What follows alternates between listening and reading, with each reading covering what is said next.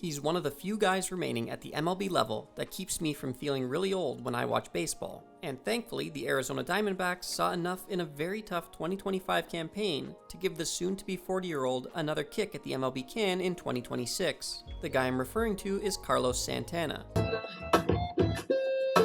The 16-year MLB veteran that, including the Diamondbacks, has now suited up for just one team short of a third of the league. While most of those years have been spent in Cleveland, Santana has made his rounds throughout the MLB. But what exactly has allowed him, unlike so many others, to stand the cruel pro sports test of time as a non-superstar?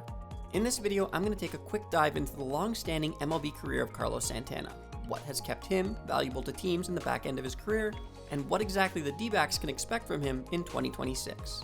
Carlos Santana was born on April 8, 1986 in Santo Domingo of the Dominican Republic. Never drafted, Carlos instead signed as an international free agent with the Los Angeles Dodgers in 2005, beginning his pro baseball career with the Gulf Coast Dodgers that same year. Santana initially saw time all over the diamond, but in 2007 he began playing primarily behind the plate. And in 2008, his performance in the batter's box, where he slashed a combined .326, .431, .568 with 21 home runs, led to his minor league stock value rising dramatically. On July 26, 2008, the middling 51-52 Dodgers traded Santana alongside young pitcher John Malone to the then Cleveland Indians, who at 45-57 had already waved their white flag on the campaign, and were looking to ship veteran third baseman Casey Blake to a contender for some young talent. Santana immediately delivered on that hope. Entering 2009, Baseball America listed Carlos as the top prospect in Cleveland's system, and after a successful 2009 season where he was named both the Eastern League MVP and the Indians Minor League Player of the Year, Baseball America gave him the same title entering 2010. Santana would hit .316 with 13 home runs over 57 games at AAA before getting his call to the show on June 11th. Manager Manny Acta immediately slotted a switch-hitting catcher into third in his order, and in just his second big league game, the 24-year-old picked up both his first hit and first home run off of national starter J.D. Martin. An injury cut Carlos's first season short, but in 2011 he truly arrived on the MLB stage, being one of only 4 players, the others being Miguel Cabrera, Prince Fielder, and Joey Votto, to hit 25 or more home runs, 35 or more doubles, and draw 90 or more walks on the campaign. Wow. Santana was a central part of the Indians organization between 2012 and 2017. A run that included a 4.4 WAR 2013 season, an MLB leading 113 walks in 2014, and a 34 home run 2016, where he helped get Cleveland to Game 7 of what is largely considered one of the best World Series matchups of all time. Within that same time frame, the acquisition, development, and defensive prowess of catcher Yan Gomes led to a defensive move for Santana that initially saw him seeing time at both third and first, but very apparent struggles with the hot corner led to him settling at first, where he has largely stayed throughout his career since. In 2018, Carlos signed a 3-year deal with the Philadelphia Phillies as a free agent, but after just one season and a pair of trades, found himself back in Cleveland for what ended up being the best year of his career in 2019. The then 33-year-old would pick up a career-high 161 hits, while slashing .281, .397, .515, and playing to a career-best 4.7 WAR, earning himself his first and only All-Star selection and Silver Slugger award. He would remain with Cleveland for the shortened 2020 campaign before signing with the Royals as a free agent, one of 5 teams he would suit up for between 2021 and 2024. Santana's offensive numbers largely declined over this stretch, but he did manage to play to a 2.7 and 2.5 WAR in 2023 and 2024 respectively, clubbing 23 home runs in both campaigns, allowing him to continue to secure short-term deals even in his late 30s.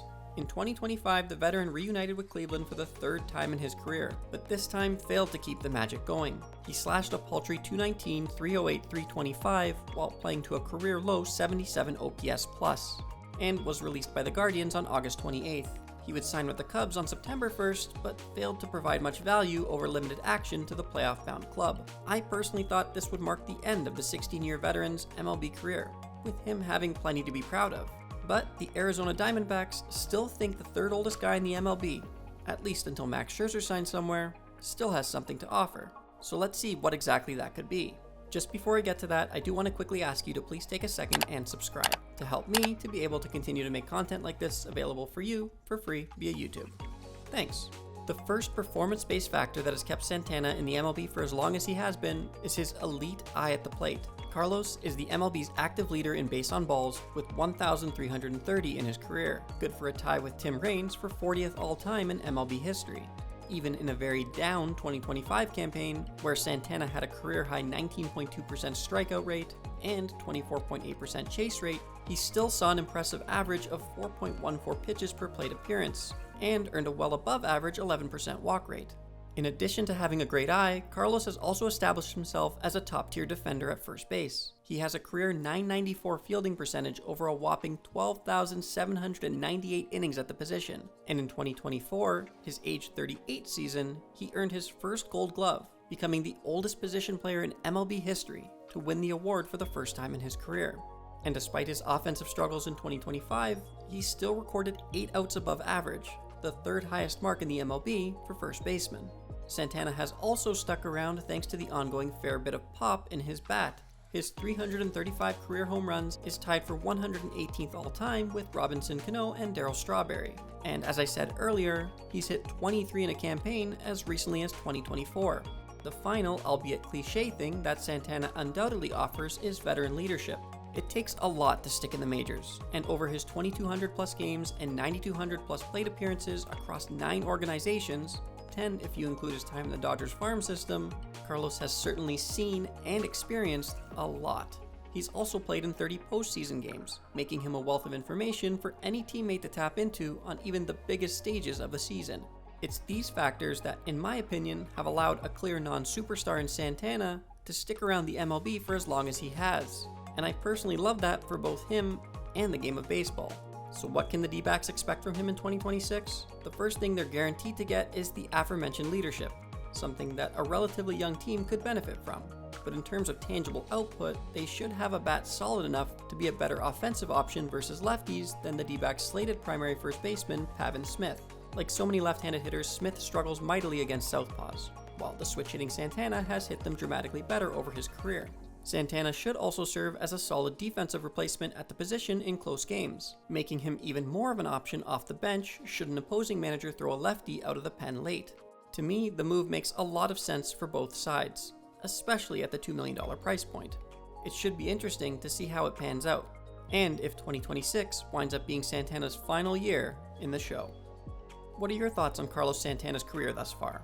And who are some other non-superstar long-standing MLB veterans, past or present, that you enjoyed watching? Let me know via the comments, and be sure to subscribe for plenty more baseball content.